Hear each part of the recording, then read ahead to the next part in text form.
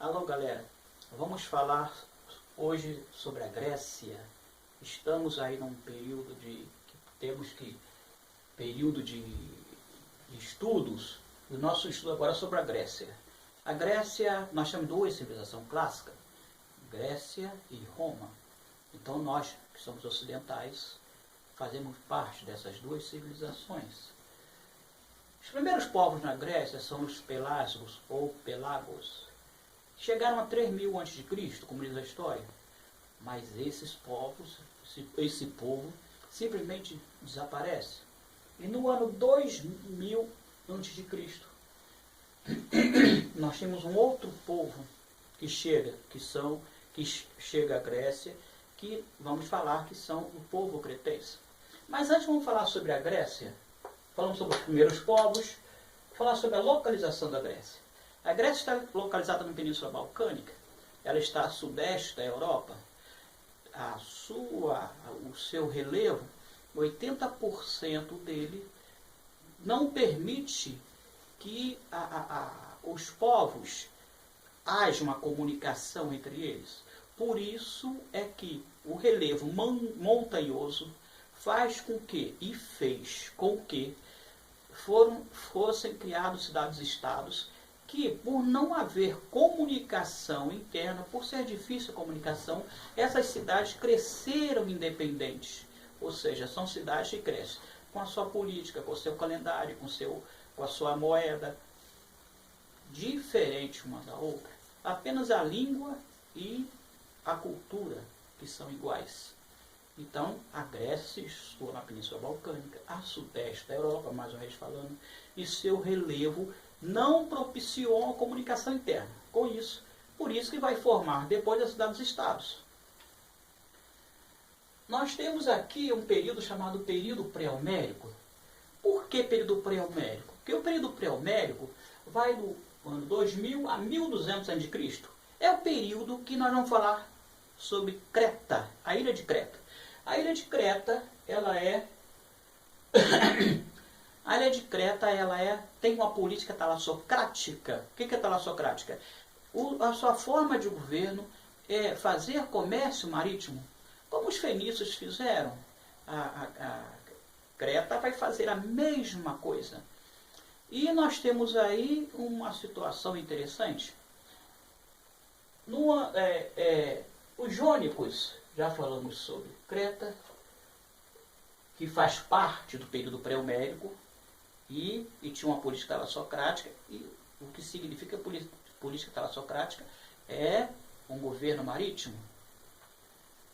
Os jônicos, no ano 1600 a.C., invade a Ática, a Península da Ática. Nós temos agora dois povos em Creta, na Grécia.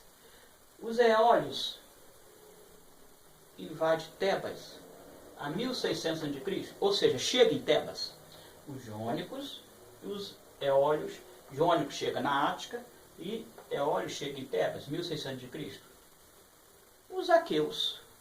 Nós temos um período pré-homérico, e esse período pré-homérico é conhecido como civilização creto-micênica. Por que creto-micênica? Vamos explicar agora. Já falamos sobre Creta, que é a ilha de Creta, que é um povo minoico. Agora os aqueus.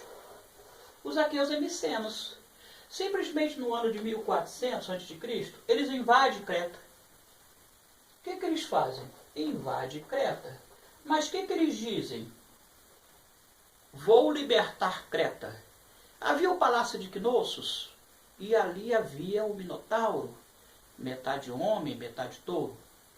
E abaixo do palácio, havia esse touro, esse Minotauro, esse bicho. E eles vão e derrotam o Minotauro. E o Minotauro para Creta era o seu ponto negativo. Só que os aqueus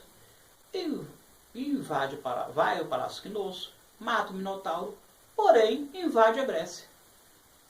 Então, o que diz a história? Que a intenção dos aqueus não foi bem matar o Minotauro, foi realmente invadir Creta.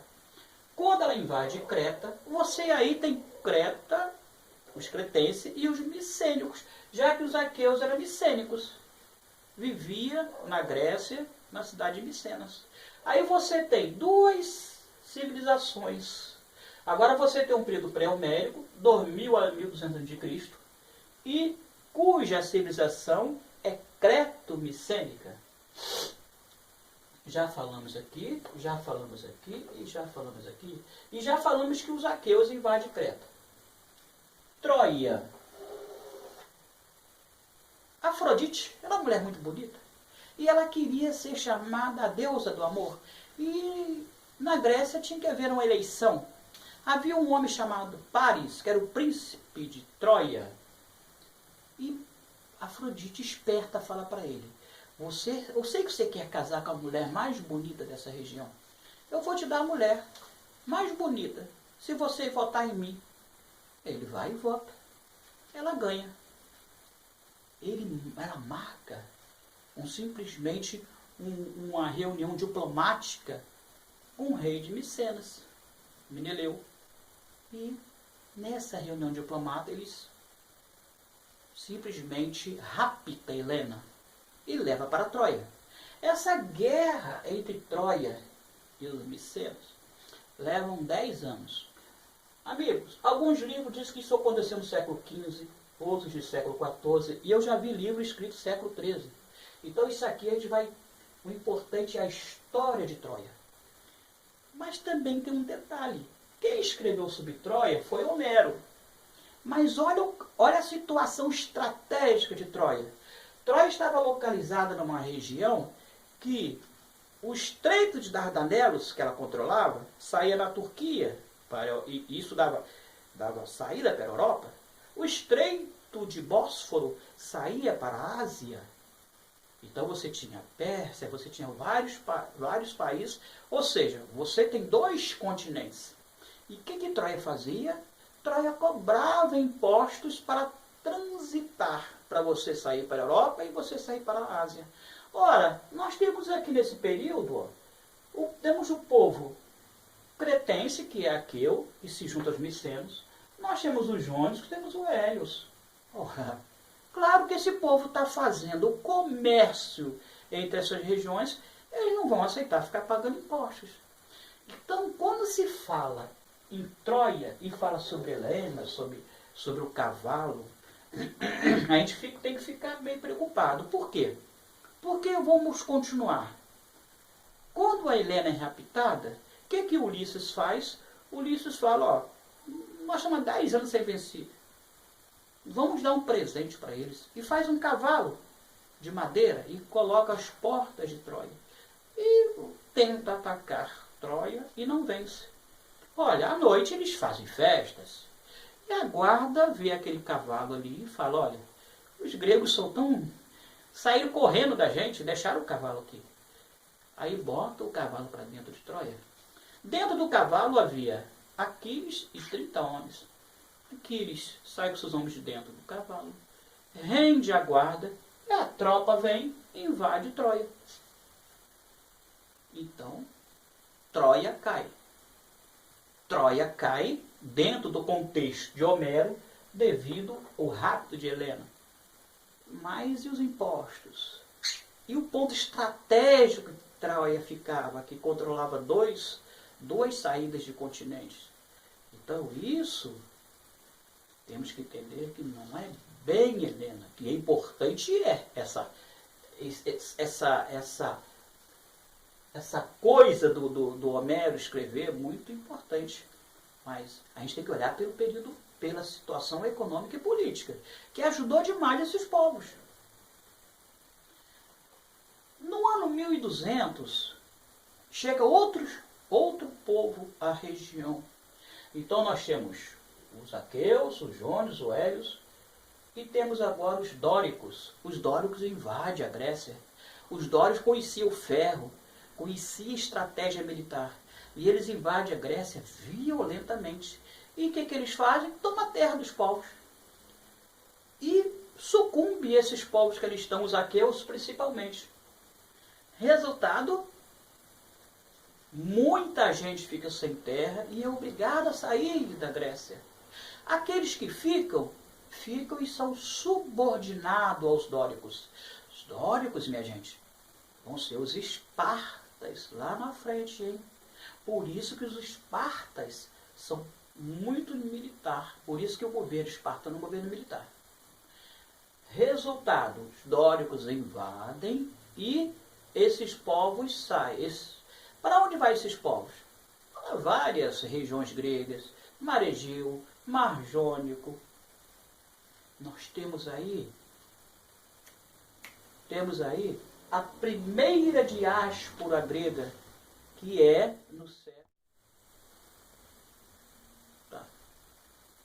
Então a invasão dórica faz com que no ano 1200 muitos se afastam, muitos vão embora da Grécia. E aqueles que ficam serão totalmente subordinados aos povo dório.